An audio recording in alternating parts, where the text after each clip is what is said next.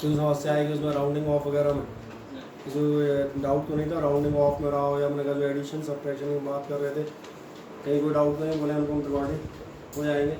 और एक बहुत अच्छी चीज़ हम बता दें, आज स्टार्ट करते हैं आपकी, और जो आज स्टार्ट करेंगे ये वीडियो स्टार्ट कर दिया ओके, जो आपके हम कहते हैं नया टॉपिक स्टार्ट करेंगे, बहुत ध्यान देखना है आपको मैक्सिमम हम बता दें बोर्ड पे जाएगा, और बोर्ड पे इसलिए क्योंकि ये टॉपिक है प्लेन मैथमेटिकल, और हम जिस चीज़ की बात कर रहे हैं वो है आपके लिए डायमेंशनल एनालिसिस। हालांकि हमने एक बार हम बता दें इसको भी अभी पढ़ा दिया है, एक बार बीच में वीडियो लेक्चर इसका लिया था, फिर भी एक आध दो लोग नए लोग जुड़े हैं, और मुझे मालूम है डायमेंशनल एनालिसिस ऐसा टॉपिक है जो आप देखेंगे बराबर आपको यहाँ से लेकर 12th तक हर चैप्टर में लगता हुआ जाएगा। यहाँ तो इस चैप्टर में लग रहा है वो ठीक ही है, मैंने कहा हर चैप्टर में लगता हुआ जाएगा, इसलिए एक बार मैं इसको अच्छे से डिस्कस कर देता हूँ फाइनल, ठीक है, इस साल के लिए। बस इसके बाद इस साल हम इसकी चर्चा दोबारा आप नहीं करेंगे। एक सिंपल टॉपिक का नाम डाल दें डायमेंशनल एनालिसिस डाल दें, और 40 से मेरे साथ ज्वाइन कर जाइएगा।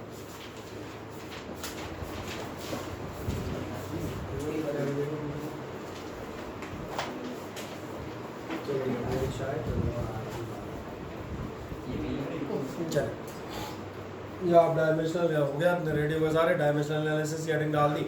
डायमेंशनल एनालिसिस हेडिंग डालते हो तो मैं बहुत सिंपल चीज़ बताता हूँ, जहाँ से हमेशा स्टार्ट करता हूँ, मैं आपको वहीं से बताऊँगा।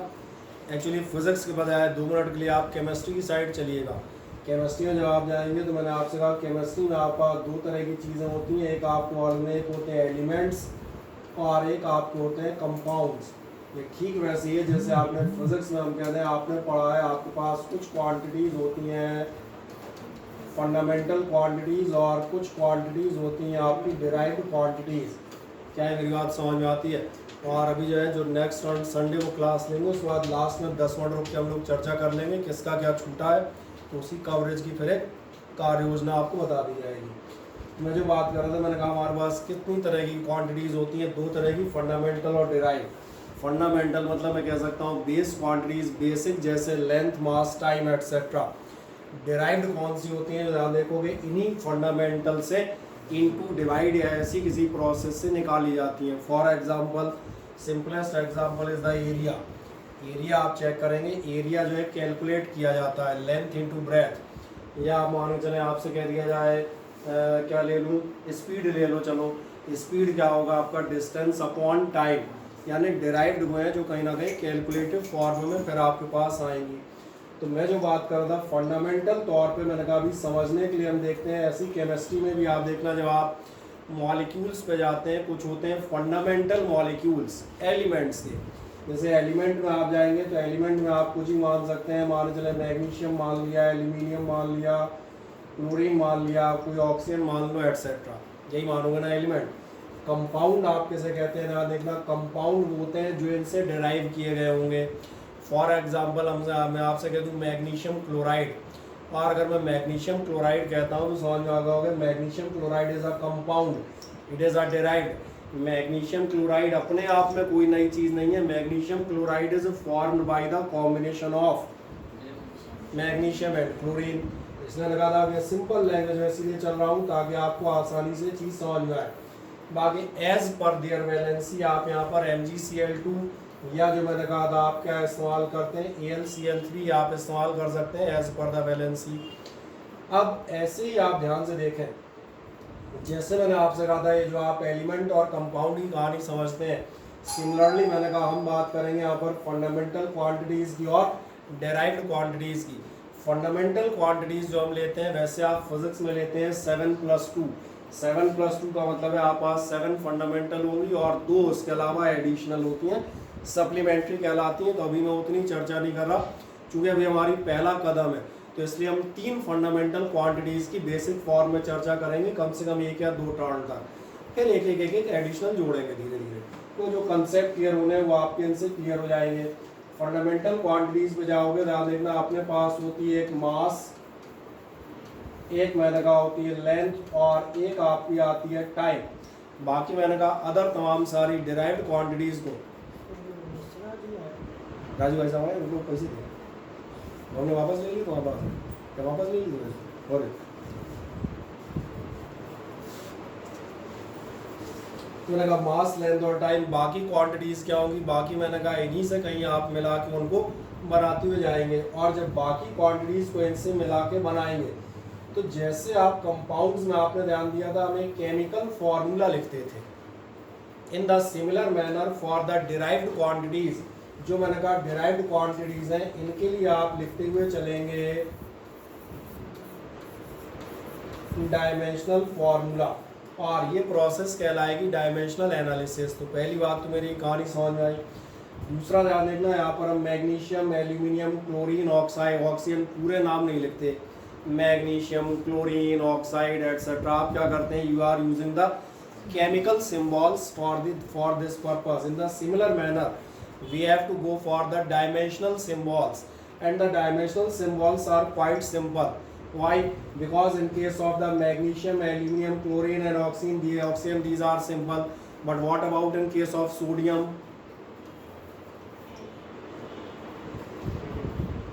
नहीं, मतलब दिक्कत हो जाएगी ना कि बोले सोडियम का ये नहीं होता, सोडियम का ये पता नहीं कहाँ से चला आता है, लेटिन नाम जैसे कुछ बताते हो ना, नेट्रियम से, सही कह रहे हैं आप। तो इसका मतलब समझ में आ रहा होगा। यहाँ ये भी दिक्कत है कि पता नहीं सोडियम एसओ होगा या नहीं होगा, मरकरी तो और अजीब सा आता है, कहीं रिश्ते ही नहीं रह रहा था, कहाँ मरकरी MEMR ऐसा कुछ रखना चाहिए था, रखा है जाके G और H में HG।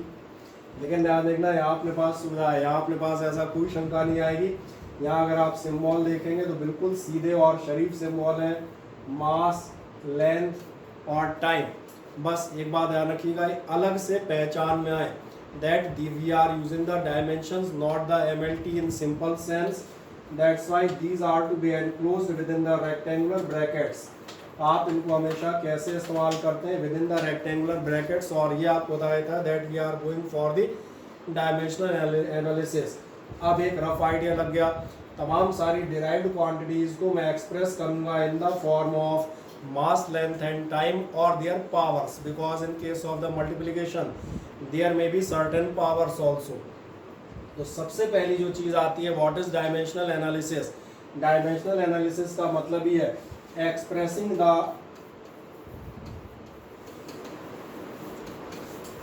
डिराइव्ड क्वांटिटीज, और डिराइव्ड क्वांटिटीज को आपको एक्सप्रेस करना है, किसमें एक्सप्रेस करना है, suitable powers of fundamental quantities के फॉर्म में। तो एक काम करें, आपके हाथ में कॉपी होगी, आप उस कॉपी में एक सिंपल सी चीज लिख दें, आप लिख दीजिएगा डायमेंशनल एनालिसिस। सर इसमें ए भी तो होता है यहाँ पे, क्योंकि आपने कहा नहीं क्वांटिटी 9 होती है, तो सर है पर, लेकिन कुछ बुक एम्पियर को क्यों भी रिप्रेजेंट कर देती है? एम्पियर को नहीं करती, ए और टी को क्यू रिप्रेजेंट करती है, क्यू स्टैंड्स फॉर चार्ज, ए और टी को क्यू रिप्रेजेंट कर देती है, वो सही है। मैंने कुछ क्वेश्चन हाँ नहीं बिल्कुल है, क्यू के फॉर्म में जो आप जाएंगे, कुछ ऑब्जेक्टिव क्वेश्चन में क्यू का मतलब ये होता है वो ए और टी, क्योंकि मैं आपको याद दिला देता हूँ, हमने एक फॉर्मूला पढ़ा था। चलो इसका आंसर 5 मिनट बाद देंगे, है ना, बाकी वो समझ में आ जाएगा ना। पहले तो आप एक काम करते हैं, एक सिंबल हेडिंग आप डाल दें, डायमेंशनल एनालिसिस डाल दिया, और डायमेंशनल एनालिसिस में आप डैश मार्क लिख दिएगा एक्सप्रेसिंग, डैश मार्क आप बताएंगे expressing a derived quantity, expressing a derived quantity in form of suitable powers of fundamental quantities, in form of suitable powers of fundamental quantities, form of suitable powers of fundamental quantities। कोई दिक्कत तो नहीं। नीचे आप बताएंगे dimensional symbols, नीचे आप बता दीजिएगा डायमेंशनल सिंबल्स, और डायमेंशनल सिंबल्स लोगे तो कुछ मत करो, दिखा दो। एक दिखा दिएगा मास, मास के लिए आप दिखाएंगे एम और कैपिटल एम इन ब्रैकेट, याद रखिएगा, और ब्रैकेट भी अपना कोई भी घरेलू टाइप नहीं, रेक्टेंगुलर। दूसरा आप दिखाएंगे लेंथ एल, और तीसरा आप दिखाएंगे टाइम टी। चेक कर दें, मास एम, लेंथ एल और टाइम टी।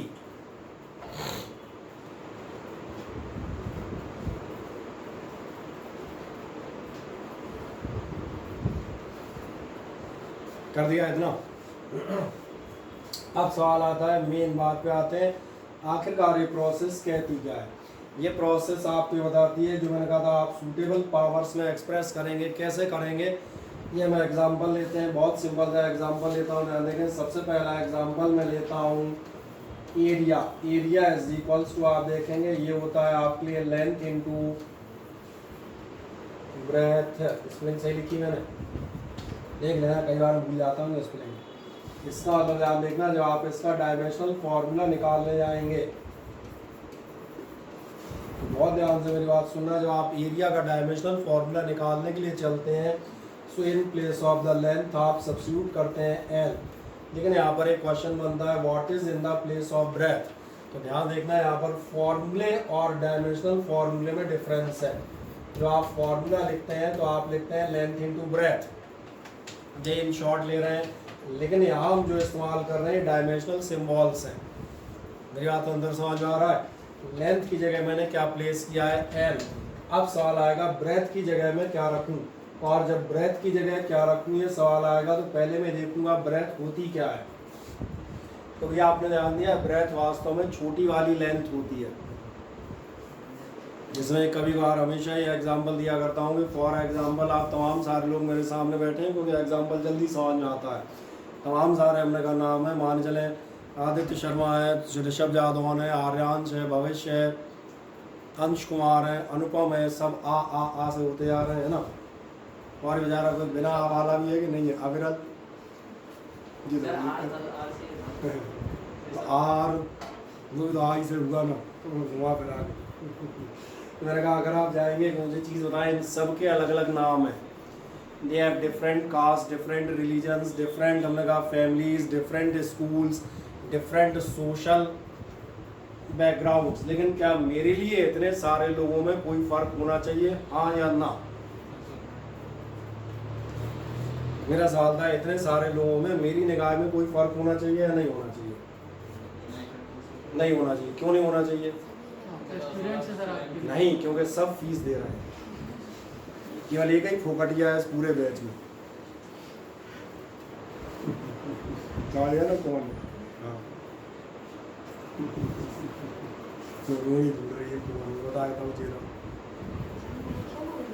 नहीं, उसने देखा कौन है जो फ्री में बैठा है, मुझसे फीस ले रहे हैं, उसको फ्री में क्यों पढ़ा रहे हैं? बेईमानी, मेरे ना बेईमानी नहीं भैया जी। मैंने कहा यहाँ पर डिफरेंस इसलिए नहीं है कि सारे स्टूडेंट हैं, जेंडर बेसिस पे, रिलीजन बेसिस पे, लैंग्वेज बेसिस पे, सोशल, इकोनॉमिकल, कास्ट, स्कूल, कोई भेदभाव यहाँ पर इसलिए नहीं होगा। जो आपका ट्रीटमेंट है वही इनके साथ होगा, जो इनके साथ है वो आपके साथ होगा। और क्यों नहीं है? Because different names, different backgrounds, but ultimate the basic thing is common, and that basic thing is that you are the student of 11th, that's all. आप 11th के स्टूडेंट हैं, आपका ट्रीटमेंट बिल्कुल अलग होगा।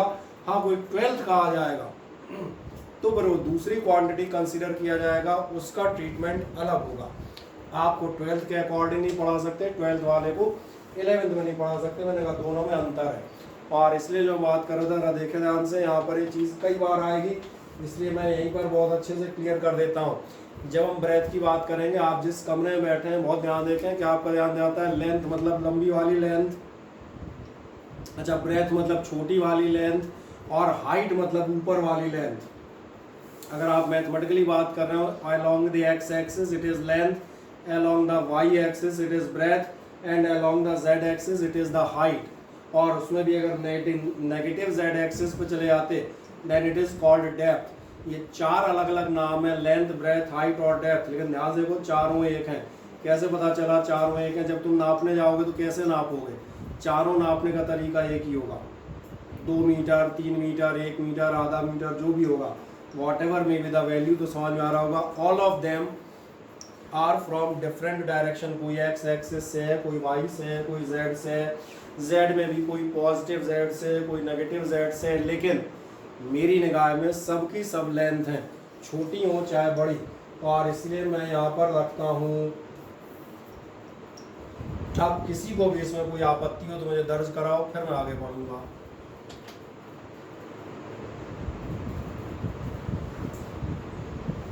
बताएं, कोई भी डाउट हो, कोई आपत्ति हो तो आप बता दें। नहीं कोई समस्या, बस तो ध्यान देखें, इसलिए आपका डायमेंशनल फार्मूला भी आ जाएगा, और डायमेंशनल फार्मूला समझ में आ रहा होगा कितना हो जाएगा, that will become L square. और ध्यान देखना जो आप बुक्स पढ़ेंगे, ये मैं ज़रूर बता दूं क्योंकि बुक्स में जब आप जाएंगे तो एल स्क्वायर नहीं लिखा होता, ये हम राइटिंग में लेते हैं। प्रिंटेड फॉर्म में आप देखना ये लिखा जाता है, बाकी इसको आप राइटिंग में कभी नहीं लिखते, क्योंकि हकीकत में इतना ना तो टाइम होता है ना इतनी कोई मेहनत करना चाहता है। मतलब ध्यान देखो दोनों का एक ही है, एल स्क्वायर का मतलब ये ना तो एम है और ना टी है, that means M raise to power 0 and T raise to power 0, only L square is there. क्या ये क्लियर होता है, हाँ है ना। एक और एग्जांपल हम लेते हैं, ध्यान देखना बहुत आराम से, एक और एग्जांपल की चर्चा करते हैं और अगली बार हम एग्जांपल ले लेते हैं।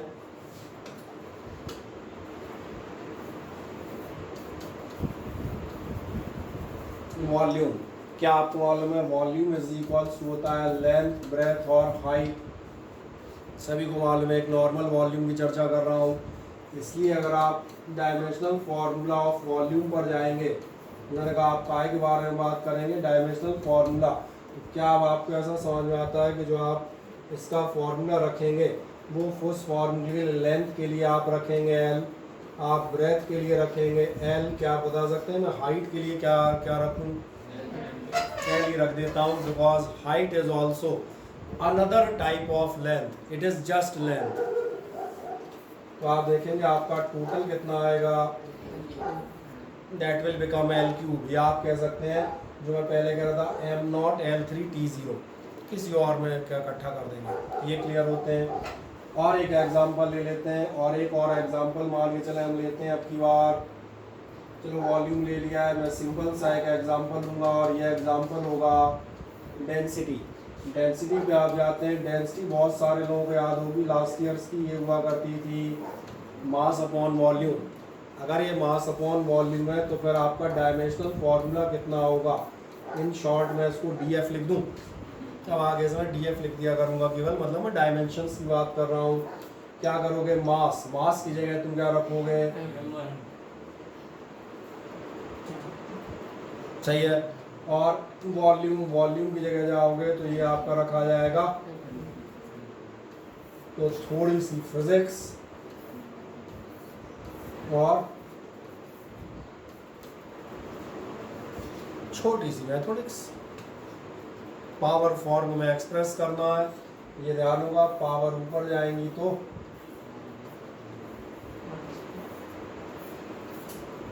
नेगेटिव हो जाएंगी, तो क्या ये समझ में आता है, एम एल माइनस 3, ये जो आपने फॉर्मेट एक्सप्रेस किया है ये फॉर्मेट आपका कहलाता है डायमेंशनल फार्मूला ऑफ डेंसिटी।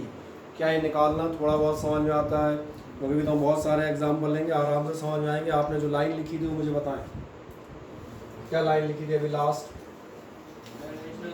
अच्छा सिम्बॉल्स लिख दिए थे, बढ़िया। एक काम करें नीचे चले आइएगा एग्जाम्पल्स, नीचे आप बढ़ जाइएगा एग्जाम्पल्स, और एग्जाम्पल में आप जाएंगे तो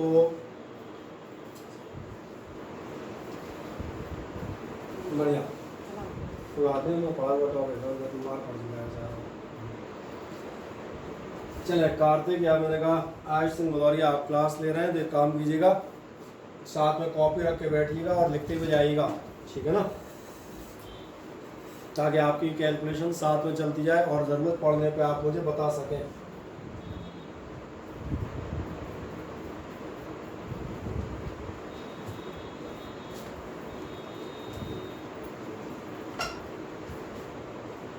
तो एग्जाम्पल नंबर 1 आप बताएंगे, area is equals to length into breadth, dimensional formula आराम से रखो, लेंथ के प्लेस पर आपने एल रख दिया, ब्रेथ के प्लेस पर एल रख दिया, टोटल हो जाएगा एल स्क्वायर। या इसी का डिटेल्ड फॉर्म भी आप दिखा देना, डिटेल्ड फॉर्म क्या होगा, am naught L square T not.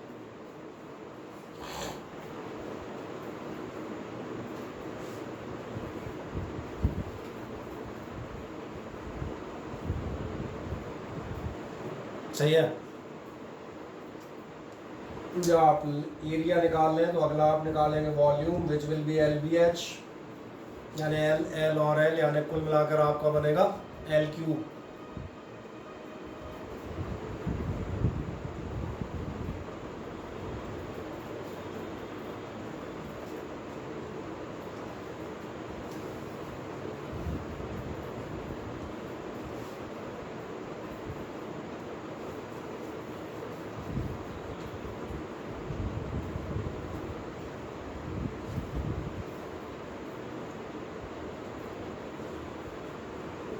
Density दिखा दें, मास अपॉन वॉल्यूम।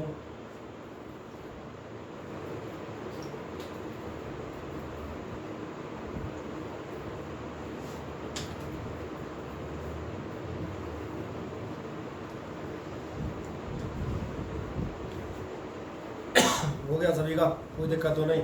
ठीक है, यहाँ पे आ जाते हैं और कुछ एग्जाम्पल लेते आएंगे, और बहुत एग्जाम्पल है अपने पास। शुरुआत में छोटे एग्जाम्पल से करता हूँ, ध्यान देखना। मैं बताता हूँ डिस्टेंस या डिस्प्लेसमेंट। चलो सुविधा के लिए डिस्प्लेसमेंट लिख देता हूँ, ज़्यादा बेहतर लगेगा, है ना।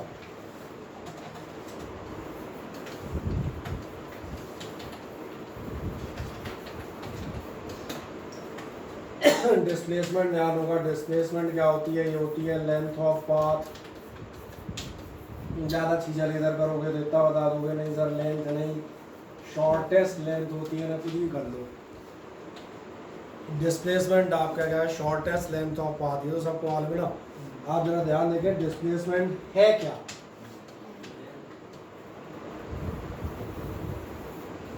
चाहे छोटी लेंथ हो, चाहे बड़ी लेंथ हो, आड़ी टेढ़ी खड़ी बैठी, चाहे जैसी लेंथ हो, पर है लेंथ, ये कंफर्म है। और अगर लेंथ है तो इसलिए बिल्कुल एक चीज़ साफ समझ में आएगी। और क्या समझ में आएगी?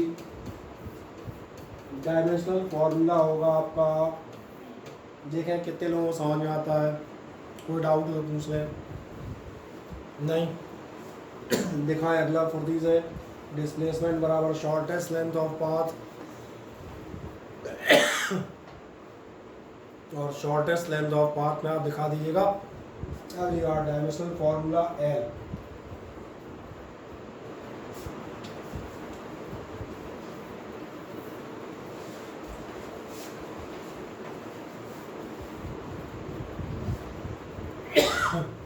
अब आप एक नेक्स्ट जाएंगे, पांचवा।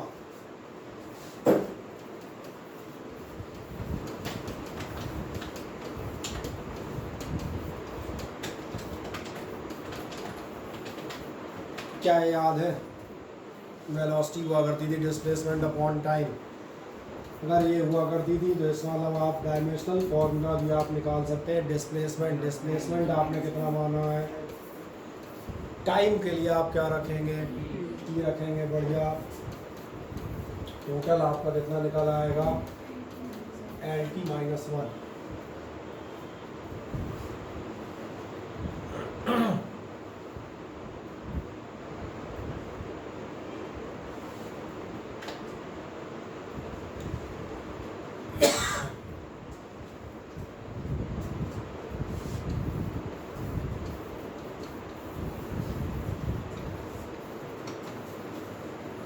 नेक्स्ट आप बढ़े एक्सेलरेशन।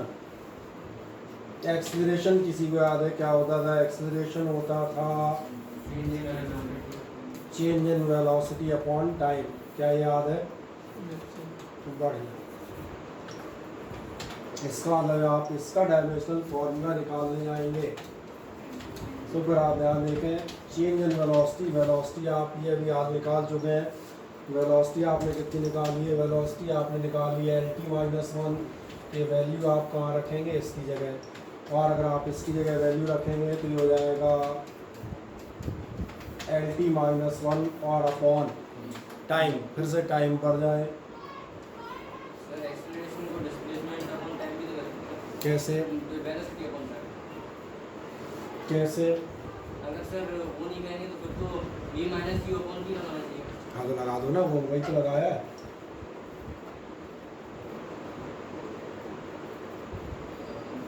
चेंज तो कह रहा हूँ, चेंज निकाला यही तो होगा, v माइनस यू। अभी लगा रहा हूँ, ऐसा कंफ्यूजन हो रहा बोले उसकी LT-1 रखा है, LT-1 माइनस LT-1 हो जाएंगे तो कुछ बचेगा ही नहीं। ये कंफ्यूजन हो रहा है। अभी हाल पूछ लेते हैं। ये बताओ, तुम्हारे पास 5 आम थे, 3 आम कोई और खा गया, अब तुम्हारे पास क्या बचा? 2 बचे। क्या क्या 2 बचे? अच्छा आम ही बचे, नहीं तुमने कहा 2 बचे, मैंने कहा केले हो गए क्या कुछ? क्या बेटा मेजरमेंट 4 बार पढ़ चुके हो, तुमने ध्यान नहीं दिया। First of all units. अब बात करते हैं, आपके पास 5 आम थे, 3 आम चले गए। ऐसा करते हो क्या? 5 आम माइनस 3 आम, तो बोले आम से आम कैंसिल हो गए। नहीं होता ना, तो जो भी आंसर आता है वो चाहे जो रहे उसकी यूनिट तो आम ही रहती है ना, अकेले तो नहीं हो जाएगी ना। तो भैया जब आप v माइनस यू करोगे, 10 मीटर पर सेकेंड थी, वेलोसिटी हो गई 15 मीटर पर सेकेंड। मैं रिपीट करता हूँ, the velocity was 10 metre per second, now it has been increased to 15 metre per second. What is the change in velocity? 5 metre per second, that's the answer. ये अपनी कमी है कि अपन बता देते हैं 5, ये अपनी गलती है, ये फिजिक्स की गलती नहीं है, हम गलत कर रहे हैं इसलिए हम कंफ्यूज होते हैं। The answer is 5 metre per second, आप सही कह रहे हैं, इसलिए आप बताया जाएगा metre per second is the velocity, change in velocity भी 5 मीटर पर सेकेंड ही तो आएगा भैया, 5 अकेला थोड़ी आएगा। तुमने तो एम एस माइनस 1 कैंसिल कर दिए, यदि आम कैंसिल हो जाएंगे 2 रह जाएगा, आज सोचता रहेगा खाऊं क्या नहीं। अच्छा, ऐसा लड्डुओं के साथ तो और बुरी स्थिति हो जाएगी। घर में अभी हम कहते हैं कोई दशहरा दिवाली में 1 किलो लड्डू लाए, 20-25 लड्डू आते हैं, एक लड्डू इन्हें दे दिया और लड्डू कैंसिल हो गया, अब डब्बे में क्या बचा?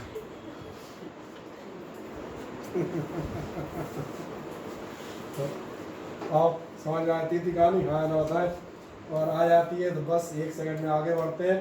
और जहाँ आप आगे बढ़ेंगे वहाँ हम कहाँ थे? हाँ, LT माइनस 1 अपॉन टी, उसकी मैथमेटिक्स और सॉल्व करने में अच्छी थी। मैथमेटिक्स जाओगे तो इतना तो ध्यान हो गया, 1 t माइनस 1 और ऊपर जाएगा, -1 पहले से, 1 -1 बाद में, तो कुल मिला के हो जाएगा LT माइनस 2। छोटा सा रिक्वेस्ट करूँगा, चाहे आप मैथ्स से हो चाहे बायो से, you have opted the physics, और फिजिक्स के लिए मैथमेटिक्स की बेसिक नॉलेज आपको लगेगी। ये ध्यान रखिएगा, रूल्स ऑफ पावर, ऊपर नीचे पॉजिटिव नेगेटिव होती हैं एटसेट्रा, इनका थोड़ा सा ध्यान रखना। इनमें गड़बड़ करोगे तो आपके आंसर हमेशा फिजिक्स में गलत नहीं होंगे, मैथ्स में गलत हो जाया करेंगे, बोले हमने पता नहीं किससे क्या काट मारा। क्या ये इतना समझ में आता है यहाँ तक? इसको निकाल दें, फिर मैं एक खास बात फिर से आप दिखाऊंगा। अगर आपने जो कैलकुलेट कर दिया हो तो देखें, जनरली आ जाए तो देखें छोटी से ध्यान से। हमने यहाँ से स्टार्टिंग की थी, हमने एरिया लिया था, वॉल्यूम लिया, हमने डेंसिटी ली, आपने डिस्प्लेसमेंट लिया, वेलोसिटी ली, और हमने लास्ट लिया एक्सीलरेशन। 6 फॉर्मूले हम कर चुके हैं। पहला एडवांटेज इस टॉपिक का बताता हूँ, वेरी फर्स्ट एडवांटेज, वो एडवांटेज ये कि चैप्टर आपके सिलेबस में है, यानी इस चैप्टर से क्वेश्चन आएगा वो तो आपका हो जाएगा, ये तो सबको मालूम है, इसमें कौन सी खास बात है, इस सिलेबस में इसलिए तो पढ़ा रहा हूँ, आउट ऑफ सिलेबस थोड़ी पढ़ाने लगूंगा। दूसरा एडवांटेज बताता हूँ, जो असली एडवांटेज आपने ध्यान नहीं दिया, हो सकता है इनमें से किसी को 9th का एक फार्मूला भूल गया हो, तो ये भूल गया हो कि डेंसिटी क्या हुआ करती थी, मास अपॉन वॉल्यूम। तो जब आप इन सारे फार्मूले प्रैक्टिस करेंगे तो ये तभी निकलेंगे जब आप पुराने फार्मूले एक बार लिखेंगे, तो इसका अब चांस बन जाते हैं कि कम से कम हम पिछले 2 साल में फिजिक्स में जो पढ़ के आए हैं, या कुछ ऐसे भी 2-4-10 जो मैं नए बता दूंगा वो आगे डिस्कस होंगे, तो आपको फॉर्मूले पता हो जाएंगे। ये दूसरा एडवांटेज है। और तीसरा एडवांटेज बताता हूँ, ये जो आपकी डायमेंशनल एनालिसिस है, ये यहाँ से लेके जब तक आप फिजिक्स लेके जाएंगे, हर टॉपिक में डायमेंशंस सबसे पहले लिखी जाएंगे। इवन हम बता दें, जब आप 12th बोर्ड का पेपर देखते हैं तो उसमें एक आने वाला सिंपल का क्वेश्चन होता है, what is absolute electrical permittivity, give its unit and dimensions.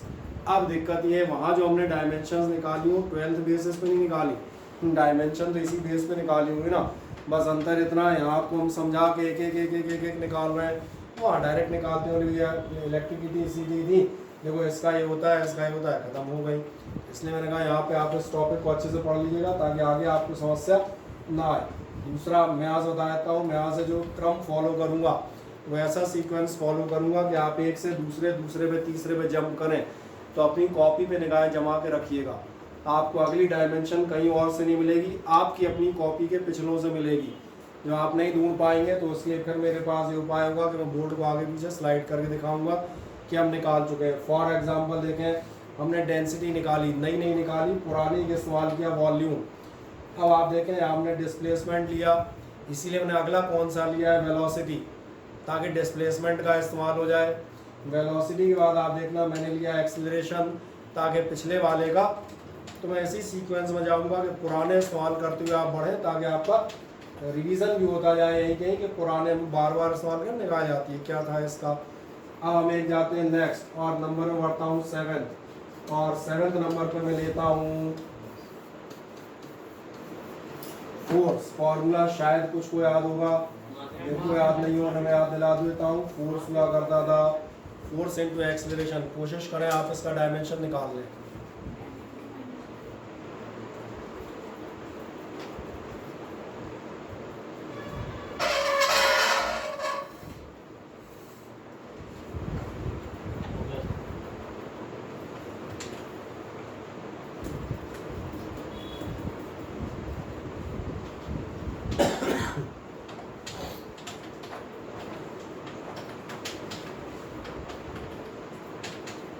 मिल जाएगा, बताएं रुचि जी कितना मिल गया?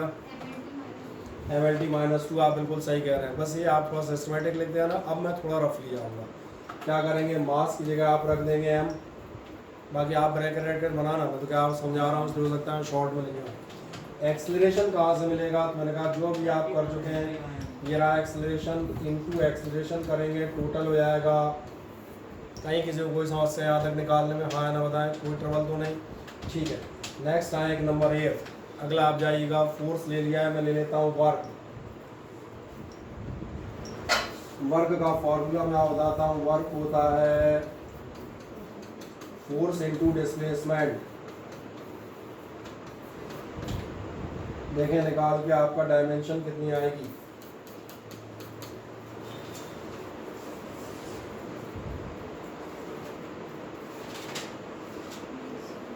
कितनी आ जाएगी?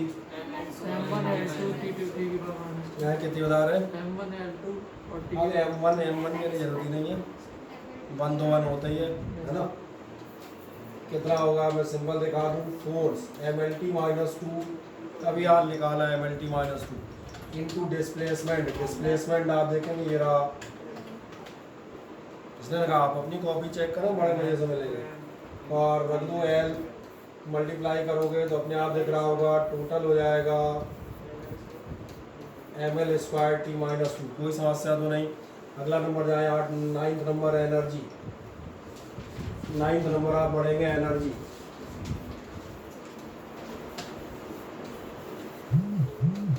एनर्जी इज इक्वल्स टू होता है वर्क। ये पढ़ के आए होंगे, एनर्जी क्या होती है? Energy is the capability to do work, और बताया जाता है energy is equals to work done. तो एक बहुत बढ़िया ध्यान देखो, जब energy is equals to work है, ये तो रेडीमेड फॉर्मूला हो गया, कुछ कैलकुलेट ही नहीं करना। क्या रेडीमेड हो गया? आप सीधा बताएंगे डायमेंशनल फॉर्मूला ml² T -2। ये भी आप आराम से कैलकुलेट कर सकते हैं। उसमें कैलकुलेट करना लिख सकते हैं, उसमें कैलकुलेट क्या करोगे, बस पीछे से कॉपी पेस्ट करना है उठा के, और कुछ नहीं। हाँ, और बड़े आगे नेक्स्ट चलते हैं। अगला चलो कौन सा ले लिया हमने? वर्क ले लिया, एनर्जी ले ली। चलो तुम्हारी पावर बढ़ाते हैं। पावर इज इक्वल्स टू, किसी को याद है क्या होता था? बिल्कुल सही आप कर रहे हैं, rate of work done, work done per unit time, यही होती थी पावर। बहुत अच्छी बात है, अगर आपको 9th या 10th का एक फॉर्मूला याद है, यानी पावर होती है आपके लिए वर्क अपॉन टाइम। और अगर power is equals to work upon time है, और अगर आप इसका डायमेंशनल फॉर्मूला कैलकुलेट करने जाएंगे, फिर ध्यान देखें, एक सेकंड के अंदर एक बार और मैं रिपीट कर देता हूँ, जिन्हें नहीं समझ में आ रहा हो। ये रहा वर्क डन, और वर्क डन की जगह मैं इसको सब्स्टिट्यूट कर दूंगा, और करो सब्स्टिट्यूट तो आपका कितना होगा? ये आपको लेगा वर्क डन की जगह ml² T -2। सही कह रहे हो, आपका आंसर सही है, आपका टोटल है। और ये हो गया हमारा टाइम का T, और टोटल आप निकालने आएंगे तो टोटल आपको मिलेगा कुल मिला के, थर्ड जो है -1 नीचे से आएगा, तीसरा, तो कुल मिला के हो गया।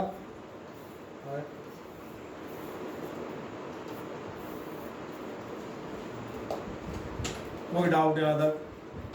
अब अगर डाउट नहीं हुए तो अब नहीं होंगे, हम बता दें अब नहीं होने वाले वो। अब तो एक आध ही में बाय द वे होगा, जैसे आप तो केवल फॉर्मूला पूछोगे, फॉर्मूला के अंदर डिवाइड करोगे, एक आध कोई स्लिप कर जाएगा कि कोई कैंसिल गलत कर गया, तो कोई दिक्कत नहीं। ह्यूमन स्लिप से हमसे भी हो जाती है, और हमसे हो जाने का सबसे अच्छा एग्जाम्पल सामने बना है। मैं ब्रैकेट बोल खींचने वाला था, अब ये नहीं कहोगे सर को क्या ब्रैकेट नहीं आते बनाना, ये तो नहीं कह पाओगे ना, तो ह्यूमन एरर है, ये कभी भी कहीं हो जाती है, इनके पीछे नहीं जाते। लेकिन मैंने कहा अगर आपको 10 फॉर्मूले में अगर डाउट नहीं निकला, और अगर आपको इन 10 से समझ में आ गए, तो फिर आप निकालते जाएंगे। इसलिए मैंने कहा मैं 1 सेकंड का विराम लेता हूँ। क्या ये 10 फॉर्मूले आपको 100% क्लियर है। जो मैंने कहा समरी क्या हुई आपकी, अगर इन समरी कहा जाए मास लेंथ और टाइम, मास लेंथ और टाइम के लिए आप क्या करते हो जाएंगे, मास लेंथ और टाइम के लिए फिर से रिपीट करता हूँ, आप एम एल और टी तीन तरह के डायमेंशनल सिंबल लेंगे, मास एम, लेंथ एल और टाइम टी। बाकी जितनी भी डिराइव्ड क्वांटिटीज़ हैं आप उनको इन्हीं तीन फंडामेंटल क्वांटिटीज़ के फॉर्म में एक्सप्रेस करेंगे। दूसरा मैं ये साथ में जोड़ दूं कि अभी शुरुआत में, क्योंकि बाद में हमें मालूम है एक्चुअली फंडामेंटल क्वांटिटीज़ 9 होती हैं 7+2, तो बाद में हम और आगे बढ़ेंगे। अभी मैं जो एग्जांपल्स लूँगा वो सारे किस पर बेस्ड होंगे, on the basis of the dimensional symbols M L and T only.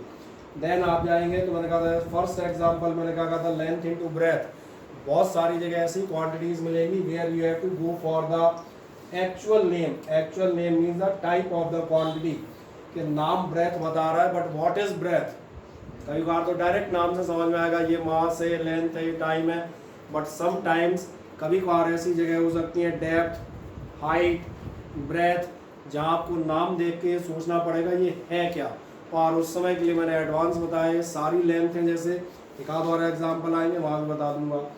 आप कहीं भी मिलेंगे तो L इंटू एल, तो आपने निकाल लिया L स्क्वायर। इसी मोड में आपने जैसे ध्यान देखना वॉल्यूम निकाला LBH, LLL, टोटल हो गया L⁻³ 3। दूसरा मैंने कहा था इस फॉर्म में आप लिख सकते हैं, बुक्स में आप जाएंगे it can be written in this form also, इस फॉर्मेट और इस फॉर्मेट में कोई फर्क नहीं है, ये समझ में आ जाता है, कोई ऐसा कंफ्यूजन नहीं हो बोले सर ने तो इतना सा लिखाया था बुक इतना बड़ा लिख रही है, ना ये छोटा है ना वो बड़ा है, both are mathematically exactly equal. Then the next case, अब इसके बाद आप कहाँ जाएंगे, जैसे मास अपॉन वॉल्यूम लिख रहे हैं, मास के लिए हम ले लेंगे m, वॉल्यूम हमने ऊपर से उठा लिया, एक मैथमेटिकल कैलकुलेशन, और ये हो गया। यहाँ देखें ये मैंने क्या किया है, ये वो है जो मेरी definition the, I have expressed the volume, मैंने वॉल्यूम को एक्सप्रेस किया है in the terms of suitable powers of fundamental quantities, mass, length और परहैप्स किसी और में टाइम। और भी कोई आप निकालना चाहें फिर आप आगे बढ़ सकते हैं, velocity, displacement upon time. Displacement ध्यान जाएगा, डिस्प्लेसमेंट क्या था, शॉर्टेस्ट लेंथ ऑफ पाथ, तो लेंथ थी ये आपको मेंशन किया था L/T। इस बेसिस पर हमने कहा ऐसे ही बढ़ते आओगे तो निकलते आएंगे। आप कोई बहुत बड़ा डाउट तो नहीं, ठीक है। तो जनरली हमने क्या निकाल दिया, फोर्स निकाल दिया, वर्क, एनर्जी और पावर निकाल दिए, बढ़िया। एक और हम निकालते हैं, आप देखना है नेक्स्ट लिखिएगा अगला मोमेंटम। मोमेंटम आपको याद आएगा न्यूटन्स लॉज ऑफ मोशन में सुनने में आता है, हाँ। और मोमेंटम आप सही कह रहे हैं, P = mv, ये फॉर्मूला होता है। यहाँ मैं चलो उसको पूरा लिख देता हूँ, यहाँ मैं लिख देता हूँ मास इनटू वेलोसिटी।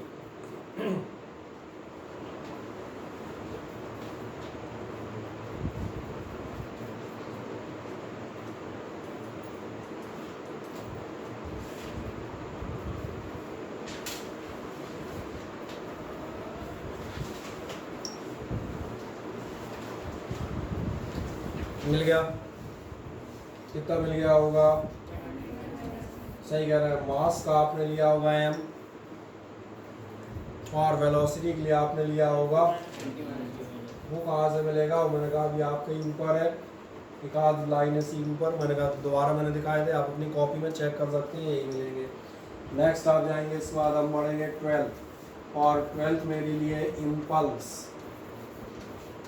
इम्पल्स पे आएंगे, इम्पल्स का मैं एक एग्जांपल बताता हूँ। 9th जब आप पढ़ते थे 11th में भी वही आएंगे, क्योंकि इम्पल्स का एक एग्जांपल बताया जाता था, छत से कूदते हो तो नीचे रेत के ढेर पे या गद्दों पे कूदते हो, टाइम इंटरवल बढ़ जाता है, या कहा जाता था रेसलिंग चैम्पियनशिप्स, कुश्ती की स्पर्धाएँ, ये हमेशा कहाँ होती है, मैट से आने गद्दे पर होंगी, कि स्टैंडर्ड पहलवान बनोगे, I have the standard, polished granite must be there, सबसे कॉस्टली ग्रेनाइट लगवाओ, बोले ग्रीन में जिसमें पिंक वाले पैच होते हैं उस पर लड़ोगे, काय पे लड़ोगे, गद्दों पे लड़ लो, बेहतर है। क्यों, तो बताएंगे टाइम इंटरवल बढ़ जाता है, फोर्स कम हो जाता है। ये एग्जांपल हमारा अभी आएगा जब हम फोर्स वाला चैप्टर पढ़ेंगे, 9th में भी था, फिलहाल मैं इसको बता देता हूँ। ये होता है आपका फोर्स इनटू टाइम इंटरवल।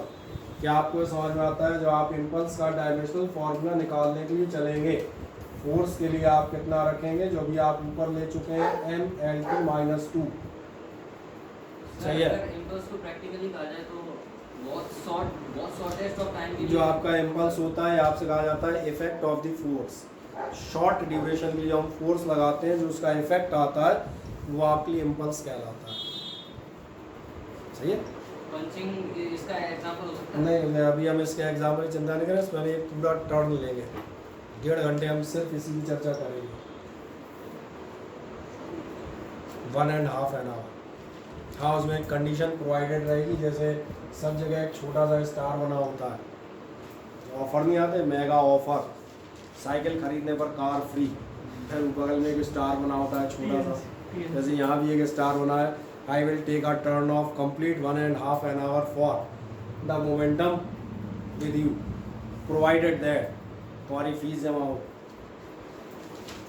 हाँ, ये तो सबसे पहली कंडीशन है भाई, ये स्टार नहीं, मेगा स्टार है।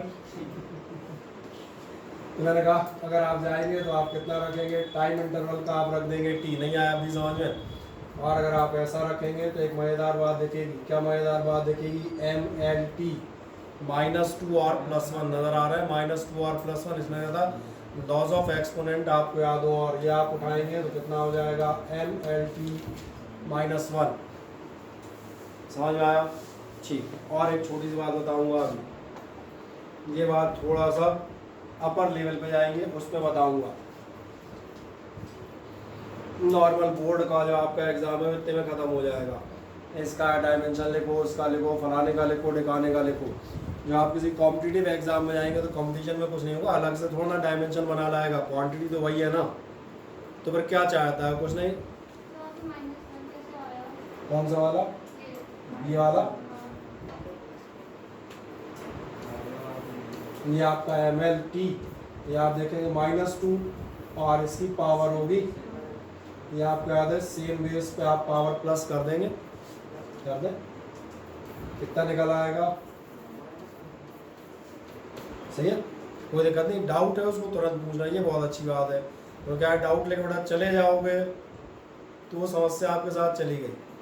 ये आपने बहुत बढ़िया किया, इंस्टेंट हम कहते हैं आपने इस चीज़ को पूछा, ये मैं प्रेफर करता हूँ। और आप ध्यान दिया होगा, जब तुम्हें सवाल पूछते हो कोई भी, ध्यान में रुक के जवाब देता हूँ हमेशा, या उसको जस्टिफाई कर देता हूँ कि इसको यहाँ नहीं मालूम है, जैसे आप इम्पल्स में जस्टिफाई कर दिया, उसको पूरा 1.5 घंटे का पूरा टर्न लेंगे, 6-7 एग्जाम्पल, इम्पल्स क्या होता है, इम्पल्स मोमेंटम थ्योरम, ये सारे डेरिवेशन हम प्रूव करेंगे।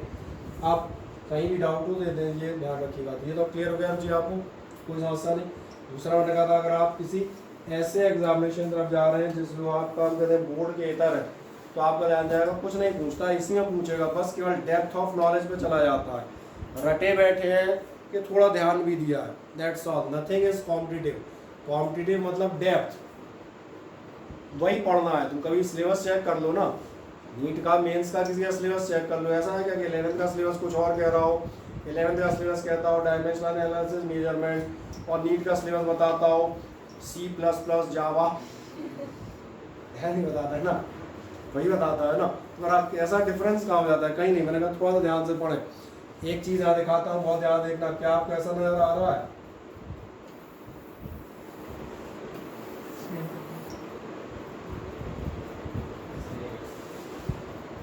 आपके पास एक ऑब्जेक्टिव आता है, which pair has the same dimensions. Number 1 कुछ भी मान चलो, volume and density, number second speed and something else, number C कुछ और, कोई 3 तो गलत होंगे ना। डी नंबर पे आपका दिया होगा इम्पल्स एंड मोमेंटम। तो आप समझ में आता है, why you have the answer impulse and momentum, because both have the same dimensional formula MLT -1। मेरी बात क्लियर होती है? आप देखेंगे, करना कुछ नहीं है, केवल इस टाइप कुछ क्वेश्चन में प्रैक्टिस करना है और थोड़ा सा ध्यान से पढ़ना है, एकदम रटा हुआ नहीं, बोले बताओ साहब लिखाओ, आओ लिखो, थोड़ा सा है। क्यों नहीं आता? पिछले साल क्वेश्चन चेक कर लो, पिछले साल के क्वेश्चन, कोई भी बुक हो, है कोई एक आध बुक तुम्हारे पास फिजिक्स की? कौन सी? नवबोध बालिका सा पलटे, पीछे आप देखना एक्सरसाइज दी है, एक्सरसाइज के बाद और आगे जाना, पहले तो short answer type, long answer type, फिर very very long answer type, फिर भयानक लॉन्ग आंसर टाइप उसके बाद ध्यान देखना एक मजेदार बात दिखेगी, या तो देखिए सिंपल लिखा होगा ऑब्जेक्टिव क्वेश्चंस, और मेरे ख्याल है नवबोध शायद पढ़ी होगी मेरे पास नहीं, उसमें ऐसा ही दिया होगा फॉर कॉम्पिटिशन्स या फ्रॉम प्रीवियस एग्जामिनेशन। देखना एक कम से कम 50-60 ऑब्जेक्टिव क्वेश्चन लगे हुए मिल जाएंगे। कहीं नहीं भागना, और कंपटीशन के लिए लोग कहते हैं ना यहाँ भागो वहाँ भागो, मैंने कहा कुछ मत भागो, अपने आप से मिल लो, अपने आप से मिल लोगे कॉम्पिटिटिव सक्सेसफुल हो जाएंगे। सर ऐसे क्वेश्चन 4 नंबर के लिए भी दे देते हैं? कल बेटा हम सिग्निफिकेंट फिगर करा रहे थे, सिग्निफिकेंट फिगर का क्वेश्चन IIT एडवांस में आया है। सिंपल, एक बार नहीं, कम से कम 3 से 4 बार आया। सिग्निफिकेंट फिगर की कैलकुलेशन इनटू का क्वेश्चन IIT एडवांस में कितनी बार आया? 4 बार आया। मेंस तो छोड़ो, और नीट ईट तो लगते ही नहीं है। तुम टीचरों को देखना, टीचर्स को मैं बता देता हूँ, और मैं अपने को भी इंक्लूड कर रहा हूँ, कोई अपने को एक्सक्लूड नहीं कर रहा। आप देखना मैं भी नीट के क्वेश्चन ज़्यादा कराऊंगा, मेंस के कम कराऊंगा। तो समझ में आ रहा होगा क्यों? नीट के क्वेश्चन सिंपल होते हैं, मेंस के क्वेश्चन वास्तव में होते हैं, तो मैं एडवांस की बात ही छोड़ दूँ। नॉर्मल कहते कोई भी टीचर यहाँ पढ़ा रहा होगा, ईमानदारी से कहेगा, उससे पूछ लेना। आप जहाँ फिजिक्स सॉरी केमिस्ट्री और मैं जहाँ जा रहा हूँ उससे पूछ लेना टीचर से, क्या आप एडवांस पढ़ाएंगे? अगर ईमानदार टीचर हुआ तुरंत कह देगा, बोले मैं एडवांस नहीं पढ़ाता, मेंस के लेवल तक पढ़ा दूँ। और पूछ लेना अपने केमिस्ट्री और मैथ्स के कंसर्निंग टीचर से, बता देंगे। तो मैंने कहा वहाँ जाओगे, लेकिन एडवांस के कुछ पोर्शन बता देते हैं, कुछ कौन से जो मैंने कहा जहाँ में मालूम भैया जो आपके लेवल पे भी हो जाएंगे, वो बताते जाएंगे। इसलिए जो आप कहते हैं क्या ये क्वेश्चन 4 नंबर में आता है, तो उन्हें यही आता है, और क्वेश्चन लाओगे कहाँ से? तुम्हें क्या लगता है क्या बनाओगे, ऐसा क्या पूछ लोगे? दिक्कत हमने कहा है, दिक्कत हम बता देते हैं। बच्चे को इम्पल्स याद होता है, मोमेंटम रटा होता है, इसका फॉर्मूला लिखो, लिख दिया, इसका लिखो, इसका लिख दिया। उसे पूछ दो सेम किसका है, बोले पता नहीं किसका सेम, मुझे कहा। अच्छा इस लिस्ट में बताओ, मैंने जो अभी तक लिस्ट पढ़ाई है इसमें एक आध और सेम का तुम्हें कोई पेयर मिला? एनर्जी और वर्क का। अभी एक और मिलेगा, उसमें एक पेयर की जगह टेयर हो जाएगा। अब पेयर 2 का होता है, टेयर 3 का होता है। वैसे उसे टेयर नहीं कहते, कुछ और कहते हैं। किस नाम से आना जाता है? ट्रिपलेट नहीं, और अच्छे से याद करके बताएं। हैं? सर ग्रुप ऑफ 3 बोल दो।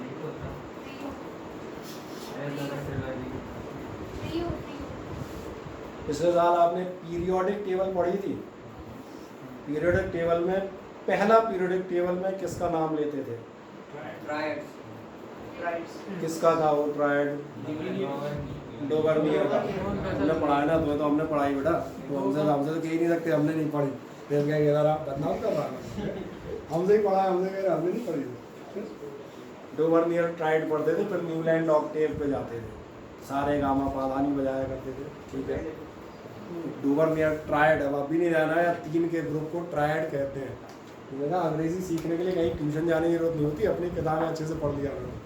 मैं हमेशा कहता हूँ, जब भी आप कहते हैं ये पढ़ने के लिए कहाँ जाऊँ और वो पढ़ने के लिए कहाँ जाऊँ, उन्हें कहीं मत जाओ, पहले जो तुम्हारे पास है उसको ढंग से पढ़ लो। कई बार लोग हमसे पूछेंगे, जैसे एक बार हमसे किसी ने पूछा, बोले सर आप ये जो DPT करा रहे हो या बहुत सारे क्वेश्चन कराते हो, आप लास्ट में हमने सुना है नहीं कराते हो। मैंने बिल्कुल सही सुना है। बोले क्यों? मैंने बेटा तुम्हारा स्कूल कौन सा है? अब तो स्कूल का अंतर समझ में आ रहा है, तुम्हारा स्कूल कौन सा है? प्रगति विद्यापीठ। कब होंगे paper? Main paper, mains paper कब होंगे? मेन पेपर आप फरवरी फर्स्ट वीक में निपटा लेंगे। मैं बता देता हूँ, कोई कीवी वाला बैठा है, आपके पेपर कब होंगे?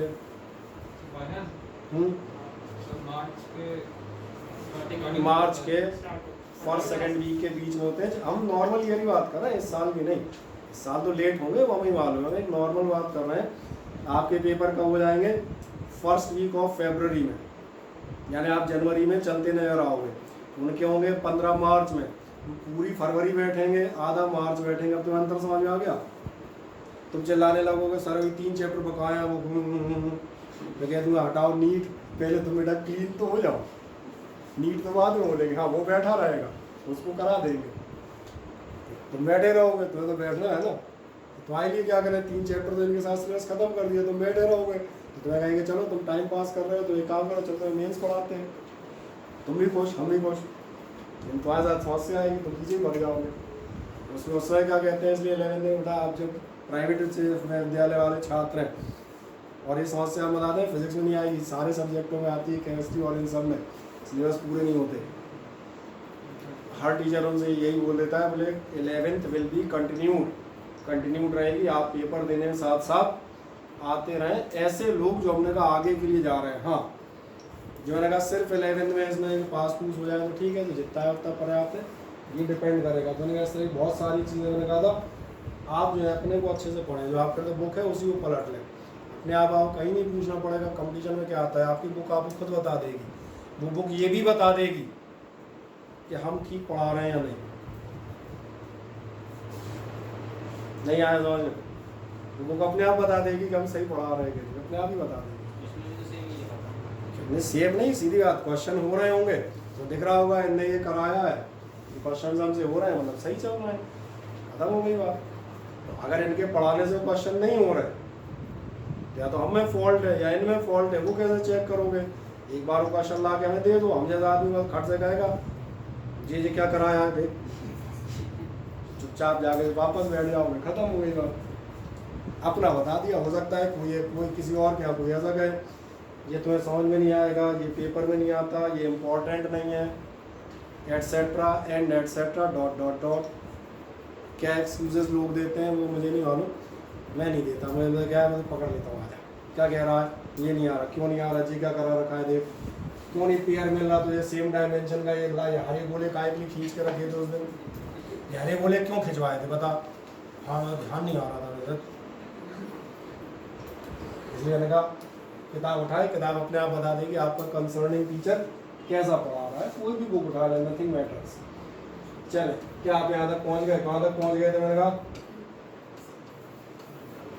4 मोमेंटम और इम्पल्स होगा, इसके ऊपर आपने कौन सी की जब पावर कर रहे थे, बढ़िया पावर कर लिया है, तो आओ तुम्हारे ऊपर डालते हैं थोड़ा सा प्रेशर। प्रेशर का फॉर्मूला किसी को याद है?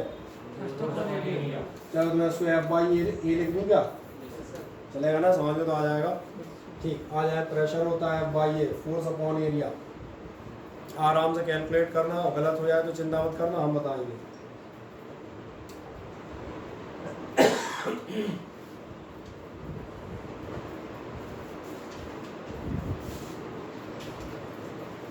और मोहित भाई तुम कभी आते हो कभी जाते हो, क्यों मोहित शाह? Yes sir. कभी आ जाता है, कभी नहीं होती है, नेट ही सही नहीं चल रहा।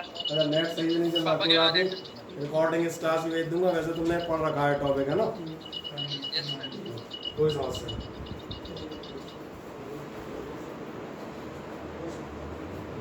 निकाल दिया, कितना निकला? ml -2 और t-2, ठीक है, दोबारा अलग आ रहा है, ml -1 t-2, ये तो विवादास्पद स्थिति हो गई, दो अलग अलग लोगों का आंसर अलग अलग आ रहा है, मतलब फिर से एक बार रीचेक करो।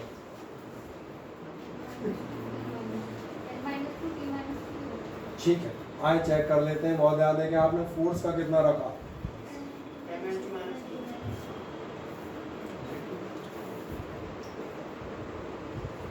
ये रखा है ml-2, चेक करा देते हैं, अपने पास तो एक सिंपल सा प्रूफ है, फोर्स यही है, कंफर्म, ठीक अपॉन एरिया, एरिया का याद है कि वो भी दिखाओ, L² रखा, बढ़िया, आओ रखते हैं L², चलो तुम कहोगे ब्रैकेट क्यों नहीं लगा रहे, हमने वो भी लगा दिए, ये लो, आओ अब एक लास्ट काम करते हैं, किससे करें, इससे करें। क्या आपको ऐसा नजर आता है एक L से एक L कैंसिल हो जाएगा? क्या आपको ऐसा भी नजर आता है कि एक L नीचे बचा रहेगा?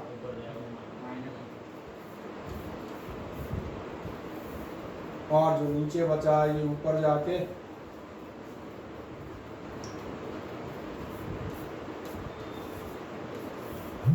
इसलिए लगा पावर्स के एक्सपोनेंट के रूल चेक कर लेना एक बार, कौन से रूल जो आपसे कहते हैं 1/xm, बराबर होता है x की पावर माइनस m, ये आपसे कहता है x raise to power m into x raise to power n बराबर होता है x रेज टू पावर, बढ़िया, जिनको बताओ मत इनको इस्तेमाल करना, इनको भाई ने कहा था नहीं रटे रटाए रूल बता दिए, केवल इनको इस्तेमाल भी करना है। दिक्कत हो कोई सा नहीं मालूम हो आप नोट कर सकते हैं, ये आपके ऊपर है, मैंने आपके लिए लिखे हैं, कहीं भी किसी को कोई डाउट हो। और एक रूल और होता है वो ध्यान नहीं आया, वो ये था x की पावर 0 होता है 1, इसलिए मैंने m नॉट l नॉट लिए थे, वो इसलिए लिए थे, x नॉट पढ़ दिया जाता है, नॉट का मतलब ये होता है 0 हमारे लिए। किसी रूल में आपको शंका और ना याद हो तो मैंने कहा you can note down them beside, बगल में छोटी जगह में लिख सकते हो, कोई दिक्कत नहीं, ठीक है ना। अपने ऊपर डिपेंड रहता है, सब अपने चीज़ें हैं, जैसे बिल्कुल पर्सनल रहना है, समझ जाना बगल वाला क्या पढ़ रहा है, बाहर में जान दो बाहर वाले में, अपने को अपना रिजल्ट बनाना है कि उसका बनवाना है। तो अपने को समझ में नहीं आ रहा अपन पूछेंगे, और अपने को लगता है काम की चीज़ है तो अपन नोट करेंगे, वो नहीं कर रहा वो जान, मुझे क्या लेना देना उससे, सही है ना। रिजल्ट मैंने कहा आपको अपने बनाना। अब कोई आपत्ति इतने में, हाँ है ना, नहीं ठीक, कोई नोट तो नहीं करा, लिख रहे हो लिख लिया ना, ठीक। हाँ वापस आया तो देख लें, यही था, एक तरीका ये था, ये सिंपल तरीका था, अदरवाइज आप कैसे कर सकते हैं, एम एल पावर कितनी है 1 और 2 जाएगी ऊपर तो -2, चाहे जैसे कर लो, 1 - 2 कितना बचेगा, चाहे मैंने कहा ऐसे आ जाओ डायरेक्ट 1 - 2 करके, चाहे कैंसिल करके आ जाओ, गणित है, कई आपको रास्ते देगी लेकिन निकालना यही, आप चेक करो जिसका गलत आ रहा हो उसको करेक्ट करें, बेहतर है इस वाले रास्ते से कर लो, ज़्यादा आसान पड़ेगा कैंसिलेशन से, सही है। प्रेशर मिल गया, हाँ ना बताएं। चलो एक और चले आते हैं, नेक्स्ट आप जाएंगे, अगला नंबर ले लेते हैं, अगला नंबर हम लेंगे, कौन सा नंबर कौन सा आएगा, 14।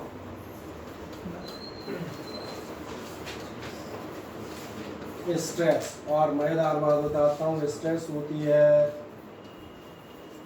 फोर्स पर यूनिट एरिया, या कहा जाएगा force upon area. Surface tension इसी कहते हैं? नहीं, सरफेस टेंशन अभी आगे आएगा, उसका फॉर्मूला भी मैं थोड़ी देर बाद देता हूँ।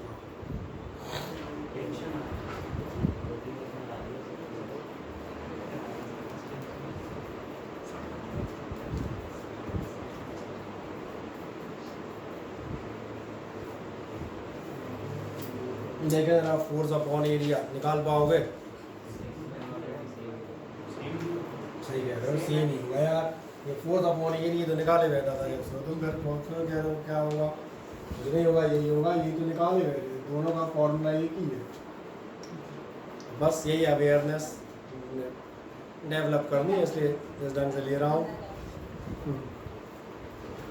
हो जाता है। कोई डाउट हो तो बताएं, इसलिए कहा मेरे साथ साथ चलिएगा, और सबसे खास बात, दिमाग को कष्ट दीजिएगा, एक्टिव रहिएगा, लिखने पे मत जाइएगा केवल, एक्टिवनेस इसलिए क्योंकि ये इसलिए दिया फट से आपको दिखे ये तो वही है जो हम कर रहे थे, ये दिखने लगा तो आप अपनी लय तान में जल्दी पकड़ पाएंगे, जल्दी आएंगे। अब एक आध दो ऐसे फॉर्मूले बताता हूँ, जो क्वांटिटीज़ आपको मालूम नहीं है, आई रिपीट, ऐसी 2 क्वांटिटीज़ देते हैं जो आपको मालूम नहीं है, लेकिन मैंने कहा उनके फॉर्मूले अभी हम नए तौर बताते हैं, इनको भी हम आगे डिस्कस करेंगे, आपके ही सिलेबस की क्वांटिटीज़ हैं, जो आप कह रहे थे सरफेस टेंशन में, वो लिख देता हूँ सबसे पहले, ठीक है ना। ये आप केमिस्ट्री में भी पढ़ेंगे आगे जाके, और मैंने कहा ये आप पढ़ेंगे आगे जाके फिजिक्स में भी। क्वांटिटीज के नाम बढ़िया है, tension, stress, pressure.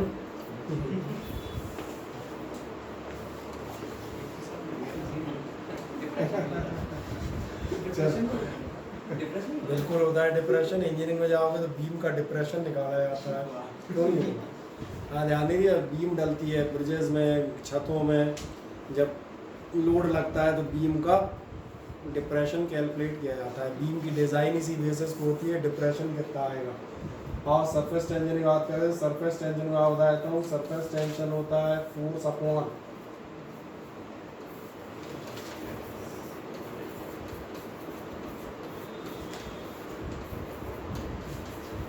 Length of line, कोशिश करो कि आप इसे निकाल ले जाए।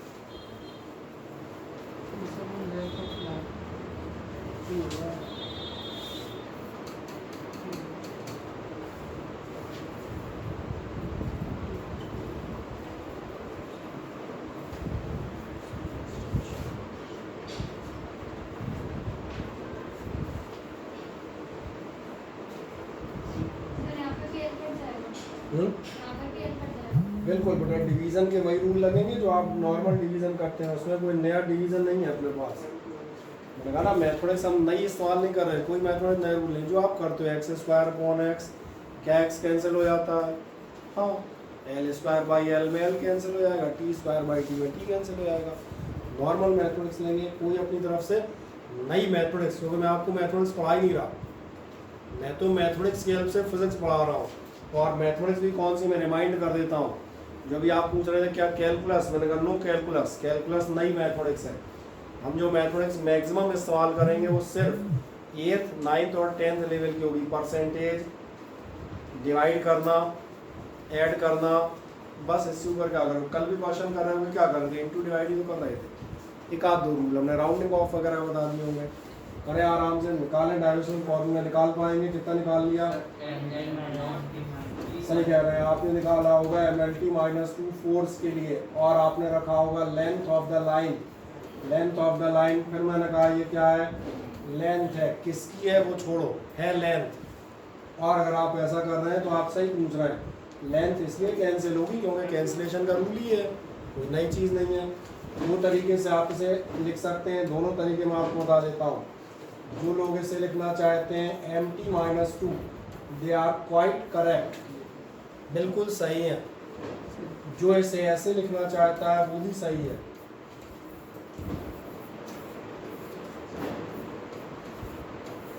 ध्यान जा रहा है, दोनों एक ही बातें लिखी हैं। L इज नॉट देयर, जा रहा है, नॉट ही जीरो होता है। जैसे किसी से पूछ लिया जाए तुम्हारी ऊपर वाली जेब में कितने पैसे पड़े हैं, तो कहने के दो मेथड होते हैं। कहा भाई यार मम्मी ने दिए नहीं है, क्या करें, मांगते तो दिए दिए नहीं है। हाँ तो भाई गरीब, ये गरीबों वाली भाषा है, ये भी नहीं है, टेलर ही नहीं है, क्या करें। जब टेलर ने इस लायक नहीं समझा कि जेब तक लगाए थे, हाँ पैसे रहते नहीं, जेब लगवा क्या करेगा, खाली है। मैंने कहा ये किसी भाषा में गरीब हुआ है, और अमीरों वाली भाषा कैसे कहते हैं, बोले हाँ हैं, कितने हैं, बोले 0.00, that is an amount, mathematically it is an amount, 0.00 it is an amount, I have this much money. Computer पे सॉफ्टवेयर भरोगे, भरना पड़ेगा, ब्लैंक नहीं छोड़ सकते। 0.00 मतलब इट्स एन अमाउंट। यही मैंने कहा था, दोनों वेज हैं। तो गरीबों वाली भाषा चले आओ, टी नहीं है साहब, हम क्या करें, एल नहीं है, हम क्या करें, तो ठीक है, तुम ऐसा बता सकते हो नहीं एल है, कितने हैं, पावर 0, समझ में आ गया होगा। तो ये मैंने कहा, ये आप चेक कर सकते हैं दोनों तरह से। वो बुकिश पैटर्न होता है एक्चुअली, ये आपका राइटिंग होता है। राइटिंग में इतना कोई नहीं लिखता, जितनी झंझट कोई नहीं लेता। चलो सरफेस टेंशन समझ में आता है, तो एक और छोटा सा ले लेता हूँ आपके लिए 16, एक आपके लिए ले लेता हूँ मोमेंट ऑफ इनर्शिया। और ये प्रैक्टिस केवल इसलिए कि इन फॉर्मूलों को आपको हल्का सी जानकारी हो जाए, और सबसे ख़ास बात आपको अब मैथमेटिकल हम कहते हैं वो चीज़ें समझ में आ जाए। जैसे हम कह रहे थे निकालना, पूरा लिख देना। ये होता है परपेंडिकुलर डिस्टेंस,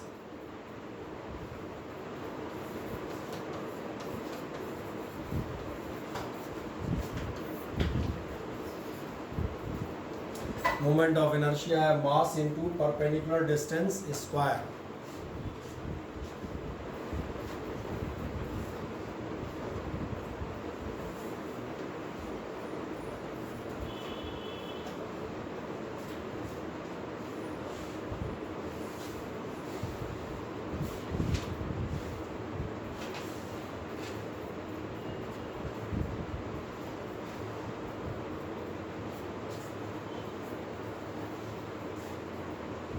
कर पाएंगे, देखें रुचि हो जाएगा।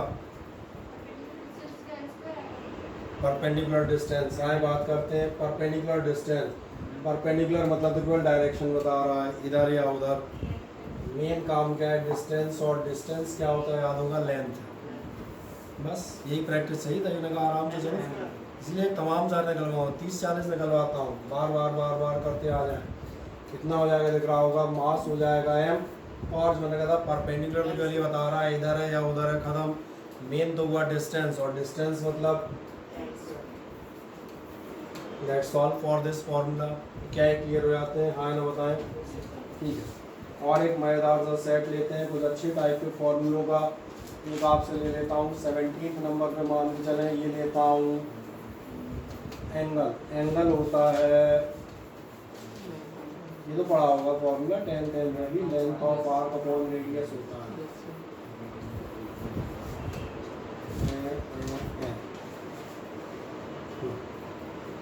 Length of arc upon radius, और इसको मैं निकाल के दिखाता हूँ, इसको मुझे देखना है।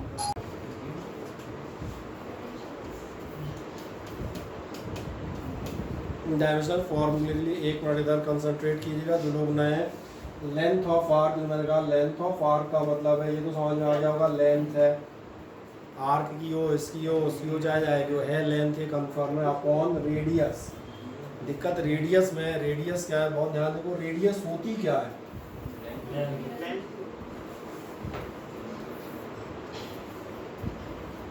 ये डिस्टेंस रेडियस कहलाता है, मैं सही कह रहा हूँ।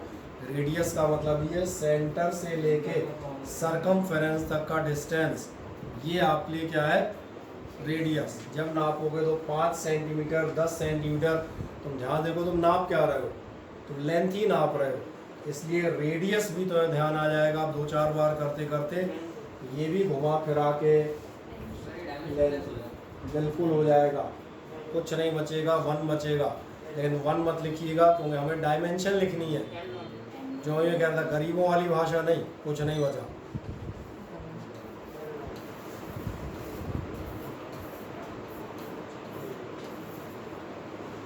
समझ में आ गई मेरी बात। और इसीलिए आप इसको कहते हैं, इसको हम लैंग्वेज में भी लिख देते हैं, ये आपके लिए कहलाता है, सही कह रहे हैं आप, डायमेंशन लेस। नहीं आया समझ में, डायमेंशन लेस, डायमेंशन लेस मतलब क्या कहेंगे, है ही नहीं, बस यही हो गया मतलब, और क्या। कोई प्रॉब्लम किसी को कहीं से कहीं तक, आई होप सो नॉट। बोले अंशिका कोई दिक्कत, आते आ रहे हैं सारे, वे तो आए तो रिपीट हो रहे होंगे, कर भी रही है कि वैसे बैठी है, ऐसे जल्दी जल्दी कर लेंगे, वाह स्पीडली एकदम। चल एंगल हो गया था, एंगल के बाद मैं कौन सा लूँ, चलो एंगल के बाद मैं ले लेता हूँ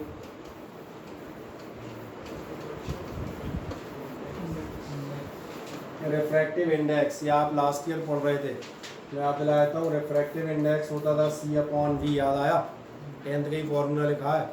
और जिन्हें C/V याद नहीं आया उन्हें याद दिला देता हूँ, ये था स्पीड ऑफ लाइट, सही कह रहे हैं। चलो ऐसा कर देता हूँ, इन एयर, और अपॉन होता था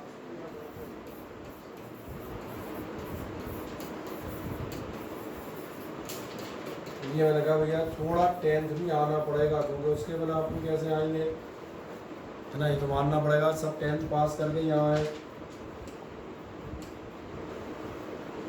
देख लें रिफ्रैक्टिव इंडेक्स क्या होता है, C/V, मैंने पूरा नाम भी लिख दिया, जो पूरा नाम है आपके लिए, speed of light in air upon speed of light in medium.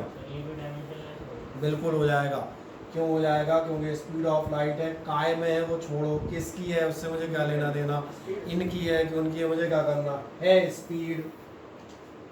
और ये भी आप ध्यान देखें, इसकी उसकी किसकी कहाँ क्यों कैसे नहीं, ये पक्का है स्पीड है। और अगर दोनों स्पीड है तो फिर एक छोटा सा काम होगा, आप जाएंगे डायमेंशनल फॉर्मूला बराबर स्पीड का याद है, कोई दिक्कत नहीं, नहीं याद हो तो कोई समस्या नहीं होगी, याद हो जाएंगे, ऐसी कोई बहुत बड़ी प्रॉब्लम नहीं है। जब आप जाएंगे तो 1-2 दिन में आपको अपने आप बार बार यूज़ करते करते याद होंगे। LT-1 LT-1, फिर दोनों कैंसिल आउट होंगे, but I will write it as M0 L0 T0। क्या है, समझ में आता है, हाँ ना। अब तो किसी को कोई दिक्कत नहीं। चले एक और चलते हैं, मैं लेता हूँ 19। और 19th मैं लूँगा, चलो मैं एक और जोड़ता हूँ, स्ट्रेन। स्ट्रेन होता है change in length upon original या इनिशियल लेंथ। ओरिजिनल जीरो नहीं, एम नॉट है, सही है।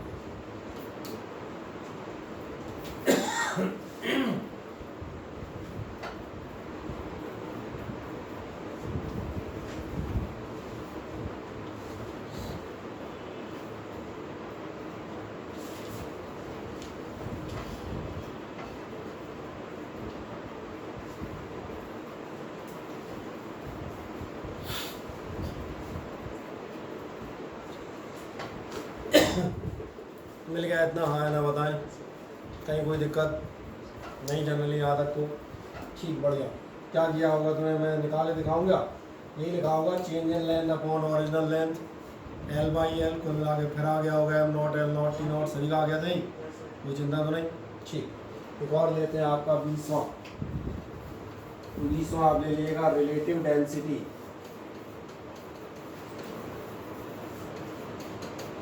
ये आप लिए रिलेटिव डेंसिटी, रिलेटिव डेंसिटी में आप जाएंगे तो ये आपको मिलेगा 9th का फॉर्मूला, चिंता ना करें, ये होता है डेंसिटी ऑफ सब्सटेंस, सब्सटेंस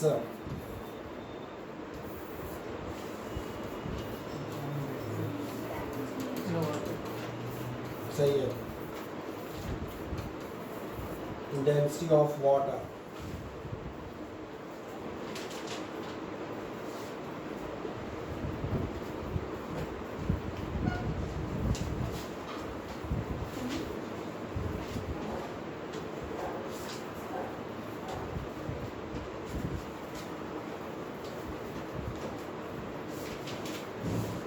मिल गया।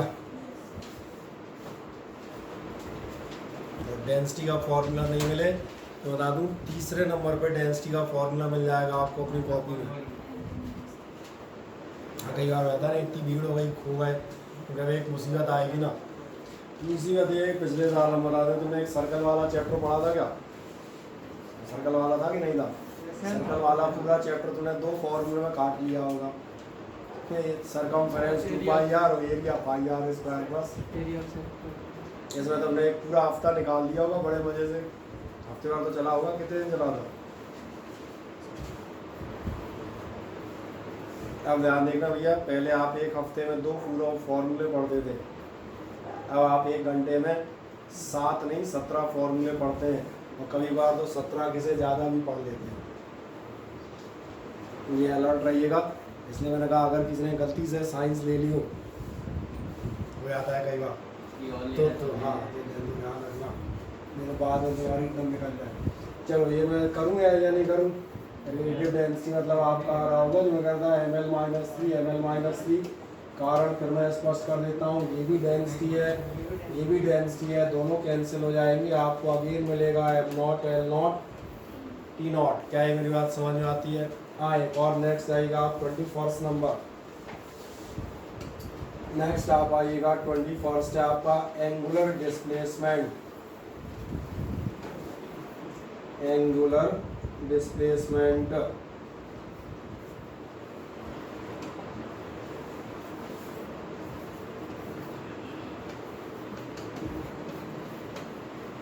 तुम पूछोगे एंगुलर डिस्प्लेसमेंट क्या होता है, पहले मैं बता देता हूँ। एंगुलर डिस्प्लेसमेंट होता क्या है, फिर मैं लिखूंगा, ध्यान देखना। जैसे कोई आदमी यहाँ कहीं चल रहा हो, तो आदमी का चलना 2 तरह से आप निकालते हैं, डिस्प्लेसमेंट या डिस्टेंस क्या होते हैं। 100 मीटर चल गया, ये डिस्टेंस या डिस्प्लेसमेंट होते हैं।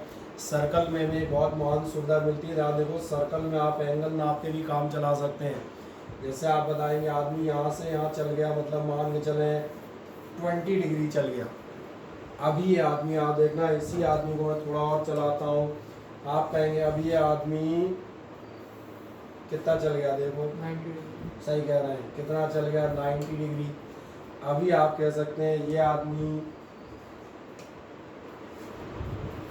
अब कितना चल गया, 180 डिग्री, मतलब ध्यान जा रहा है। हम एंगल के टर्म्स में भी निकाल सकते हैं कितना चल गया। निकालते कैसे हो, कितना एंगल आपने सेंटर पे सबटेंड किया। आप यहाँ खड़े थे, आप यहाँ आ गए, कितना एंगल आपके सेंटर पे सबटेंड हो रहा है वही आपको मान लिया जाएगा। 20 डिग्री चल गए, 30 डिग्री चल गए, 60 चल गए, what ever may be the value पे नहीं जा रहे। एंगुलर डिस्प्लेसमेंट का मतलब क्या होगा? एंगुलर डिस्प्लेसमेंट का मतलब होता है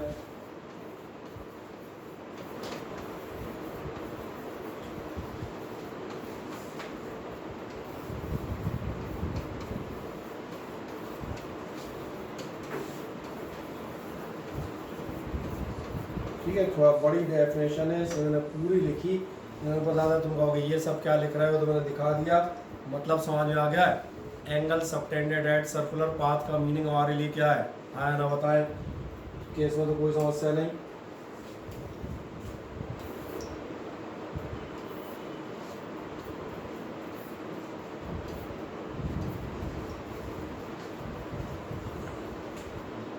अब सवाल है एंगुलर डिस्प्लेसमेंट क्या है। अब मुझे बताओ क्या चीज़ है एंगुलर डिस्प्लेसमेंट? बहुत नहीं, क्या है पहले ये बताओ। एंगल एंगल देख लो ना, एंगल है, कहाँ बन रहा है तो आगे बता रहा है। सेंटर ऑफ सर्कुलर पाथ बन रहा है, भाई साहब पड़ोसी घर में बन रहा है, वहाँ बन रहा है, पैरेलैक्स के चंद्रमा पे बन रहा है, कहाँ बन रहा है उससे क्या ले देना, बन क्या रहा है, यही बन रहा है ना। अब सवाल बना, इसलिए ध्यान देखना इधर, इसलिए आपका डायमेंशनल फॉर्मूला बराबर ये क्लियर हो जाना चाहिए। मैं कहता हमेशा लैंग्वेज में आप काम का वर्ड छांट लें। Angular displacement, then what is angular displacement? वो डेफिनेशन ठीक है, एंगल सबटेंडेड, या आप तो फिर तो पूरी बताओगे। It is the angle subtended by the initial and final positions of a particle moving on the circumference of a circular path। बोले हैं नहीं, क्या है ये? इतना लंबा नहीं पूछ रहा, क्या है मतलब एक वर्ड में जवाब दें, क्या है ये एंगल है, ना ये मास है, ना आपने कहा वजन है, ना वर्क डन है, क्या है ये अल्टीमेटली एंगल है। और अगर ये एंगल है तो कहाँ गया मेरा एंगल बेचारा? ये रहा। एंगल का डायमेंशनल फॉर्मूला होता था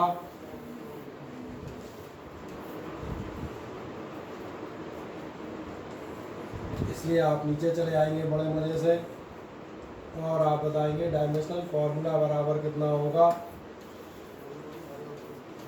और एक मजेदार बात है, अब अगर कहीं आपसे कोई पूछता है 3 डायमेंशनलेस क्वांटिटीज बताएं, तो आपने ध्यान नहीं दिया, आपकी 4 या 5 डायमेंशनलेस क्वांटिटी मैंने एक साथ एडजस्ट कर दी है।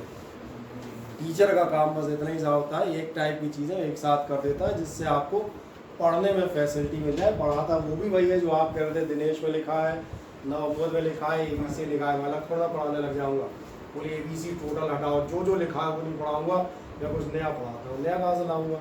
मुझे यही पढ़ाना, मेरा काम केवल है उसको समझाना। टीचर इंटरप्रेटर होता है, इंटरप्रेटर मतलब समझ में आता है what is written in the books, वो आपके सामने इस प्रॉपर वे में इंटरप्रेट करे कि आप उसको प्रॉपरली समझने में कामयाब हो जाए, दैट्स ऑल। अब एक नेक्स्ट जाते हैं, जब आप एंगुलर डिस्प्लेसमेंट पढ़ लेते हैं तो एक नेक्स्ट पढ़ेंगे हम, और अगले नंबर पे आप जाएंगे 20 सेकंड डालिएगा, एंगुलर वेलोसिटी। नेक्स्ट आप बताइएगा एंगुलर वेलोसिटी। अब एक इंटरेस्टिंग बात बताते हैं, वेलोसिटी याद थी, वेलोसिटी क्या होती थी? Displacement upon time. इसलिए तुम्हारा ध्यान जाएगा एंगुलर वेलोसिटी का आप अपने आप अंदाज लगा सकते हैं, ये होगा एंगुलर डिस्प्लेसमेंट अपॉन टाइम। नहीं आया समझ में? वेलोसिटी डिस्प्लेसमेंट अपॉन टाइम है, तो एंगल वाली वेलोसिटी क्या होगी? दैट विल बी एंगल वाला displacement, that means angular displacement upon time. आ जाए जब आप डायमेंशनल फॉर्मूला निकालेंगे, so what will be the dimensional formula? Angular displacement कितना है?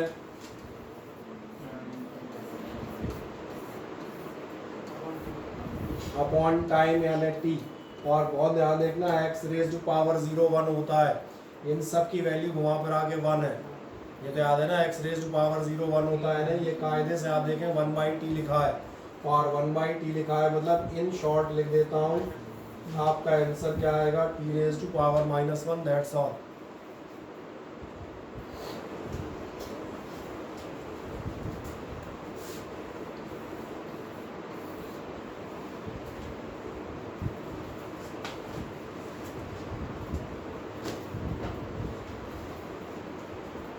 मिल गया इतना।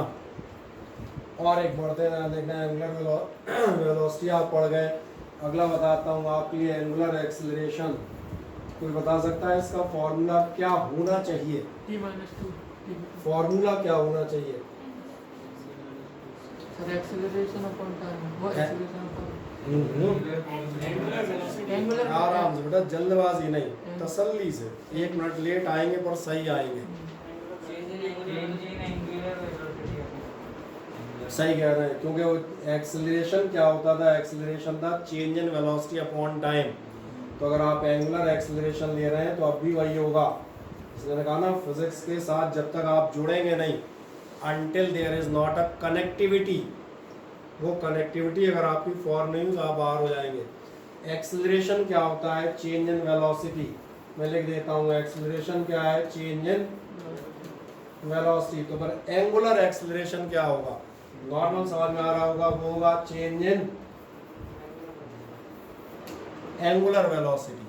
और अपॉन में तो टाइम होता ही है, ये हमें मालूम है।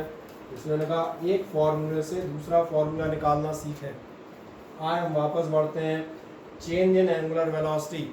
एंगुलर वेलोसिटी का डायमेंशनल फॉर्मूला क्या है, T-1। इसलिए हम फिर आगे बढ़ते हैं, ये आपका हुआ डायमेंशनल फॉर्मूला, ये आपके होगा T-1 अपॉन टाइम। कितना रखोगे, T। जा ऐसे मान काम मत कर देना, बोले T से T कैंसिल, -1 तैर रहा है हवा में। तो फिर कितना आएगा, T-2, -1 ऊपर नीचे से आएंगे, -1 ऑलरेडी थे, कुल मिला के आप पहुँचेंगे T-2। ओके, कोई दिक्कत है यहाँ तक? ठीक है। कहीं कोई किसी को समस्या हो तो मुझे पूछ सकते हैं आप, रुक के आराम से, कोई दिक्कत यहाँ तक आई हो बताएं। बोला वॉइस नहीं आ रही, कोई दिक्कत हो नहीं? ओके, नहीं हम जाएंगे 24 नंबर पर। अगला आप जाएंगे टाइम पीरियड।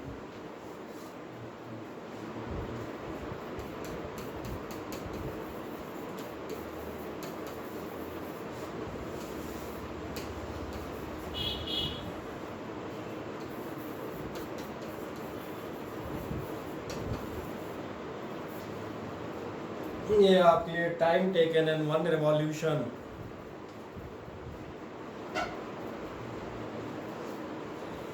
फॉर्मूला मैंने लिख दिया है, मेरी बात ध्यान देखना। टाइम पीरियड क्या है, टाइम टेकन इन 1 रिवॉल्यूशन। आप मुझे केवल इतना बताएं, टाइम पीरियड क्या है।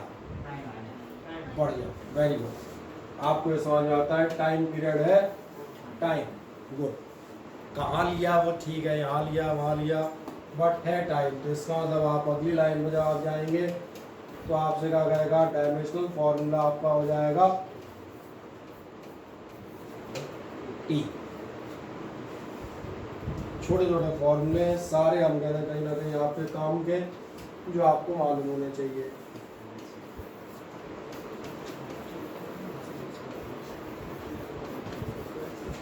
अब एक और आते हैं आपके लिए फ्रीक्वेंट। बोलो, कोई डाउट हो मुझे पूछो। किसकी, वीडियो की? कोई दिक्कत नहीं, बैटरी खत्म हो जाएगी, नहीं एंड कर देंगे इन लोगों का, कोई समस्या नहीं। वही कार्तिक और मोहित है, सबका पड़ा हुआ डला है यार। 5 मिनट की अगर मीटिंग खत्म हो जाए, चिंता मत करना, रिकॉर्डिंग डाल दूंगा, वो उससे देख लेना, ठीक है? कार्तिक ठीक है, 5-7 मिनट ही बचे, अगर खत्म हो जाएगी फायदा है तो रिकॉर्डिंग में 5 मिनट ऐसा लास्ट का तो देख ही लोगे। फ्रीक्वेंसी क्या होती थी, फ्रीक्वेंसी होती है 1 अपॉन टाइम पीरियड। निकाल पाएगा कोई dimensional formula?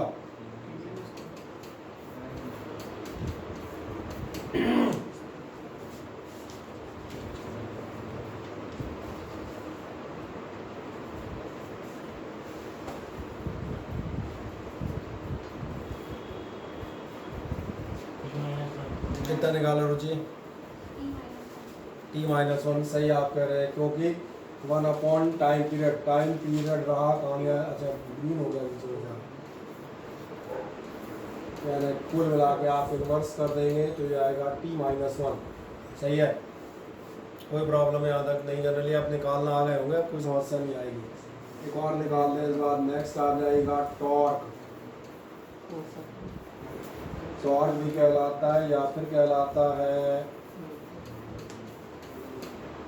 Moment of force, और मोमेंट ऑफ फोर्स बताएंगे तो मैं लिख देता हूँ, चलो ऐसे लिखता हूँ। ये सिंबल तो मैं जानते हैं ना, परपेंडिकुलर, तो पूरा लिखूँ परपेंडिकुलर।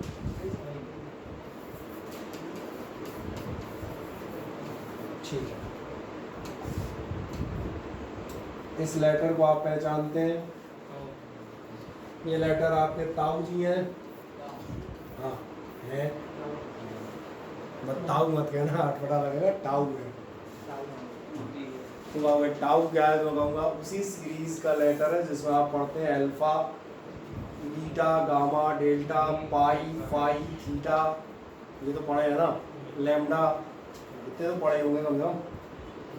तो नॉर्मल है ABCD तो सुना रहे हैं भैया, A for alpha, B for beta, आपने छोटा बड़ा होते हैं हिंदी में, ABCD इंग्लिश में होते हैं, जैसे ला होता है, एल होता है, वैसे लैम्डा, तो टी के लिए भी तो कुछ लाओगे, तो टी के लिए है टाउ।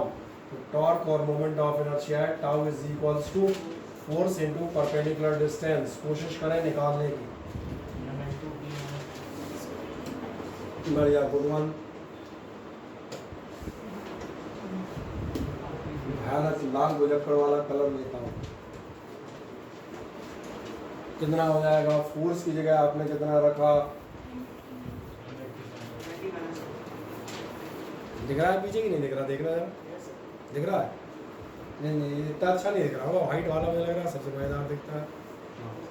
क्या लिख दिया है तो कोई दिक्कत नहीं। डिस्टेंस की जगह आप क्या लेंगे, एल, यानी कुल मिला के आपका कितना हो जाएगा, ये आपका कुल मिला के हो जाएगा ml² t-2। और अब मैं आपसे फिर पूछता हूँ, डोबेनियर ट्रायड का जिक्र बीच में कर रहे थे, ट्रायड ऐसे 3 बताएं जिनका डायमेंशनल फॉर्मूला से वे याद आते हैं।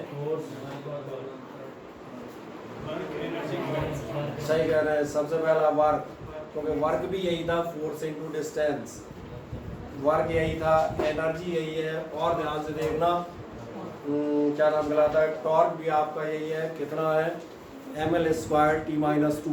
क्या वे कहानियाँ समझ में आ जाती हैं प्रॉपरली, हाँ ना बताएं, कहीं कोई दिक्कत हो तो फुर्ती से बोलें, नहीं, ठीक है। एक 25-26 फॉर्मूले हम बता दें, हम यहाँ पर कर लेते हैं। बस यहाँ पर आज का जो आखिरी सवाल हम कहते हैं अनआंसर्ड छूटेगा, वो सवाल ये होगा कि ये जो हमने 26 फॉर्मूले निकाल डाले हैं, या ऐसे ही जो हम और भी निकालेंगे, आखिरकार हम इनका करेंगे क्या। नहीं, मन में ये उठ रहा होगा, पूरे 3 पेज भर गए, करना क्या है इनका, काय के लिए निकाल रहे हैं, कोई दिक्कत नहीं। इसका भी आंसर हम आपको संडे को देंगे कि आखिरकार जो हमने 26 निकाले, और भी जो हम 8-10 आगे निकालने वाले, इनका हम आखिरकार करेंगे क्या, ये हम डेफिनेटली जवाब देंगे। संडे का टाइम तुम मुझे क्या बता रहे थे, बताओ। संडे का 9:30 बजे के आसपास रख लें, 9, 9:30 बजे। हाँ, और रात में कौन रखवा रहा था जरा, 9:30 का रख लें, ठीक है। तो संडे को आपको प्रातःकालीन सभा में 9:30 पे बुलाते हैं। इसमें आपके लिए हम बता दें, इसी डायमेंशनल एनालिसिस का जो अगला पार्ट होगा, यानी कि जो मैंने कहा है, जो क्वेश्चन मार्क मैंने यहाँ पर छोड़ दिया है कि इतने सारे फॉर्मूले तुमने निकाल के करना क्या है यार, इस करना क्या है यार का हम आंसर इस टर्न पर देंगे, ठीक है।